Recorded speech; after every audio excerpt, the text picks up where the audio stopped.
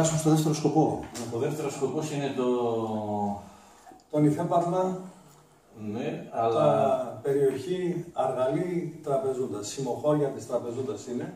Όλα τα χωριά εκείνα, το Αργαλή, δηλαδή Μούντα, Αργαλή, Πολίτα, Βασίλη, Δίρχα, Κοιλάδα, Μπέλια, αυτά όλα τα τραγουδούσαν. Ιδιαίτερα όμως τα τραγουδήθηκαν από τον αείμνηστο τον Χρήστο τον Αϊβάς, ο οποίος τα είπε και πολύ όμορφα και τα μετέφερε πάρα πολύ καλά.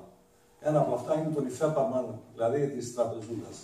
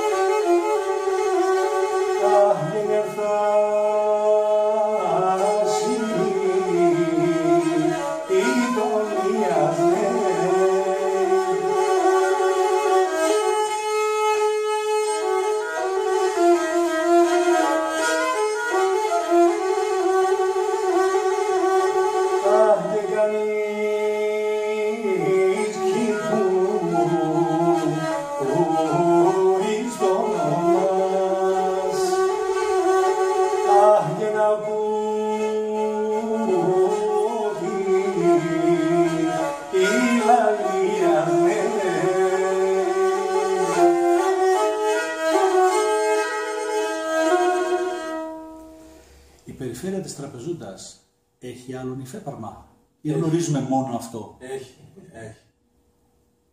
Να το επιχειρήσουμε?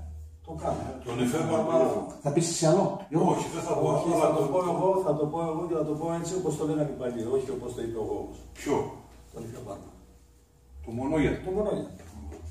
Ναι. Ένα αντίστοιχο μόνο. Είναι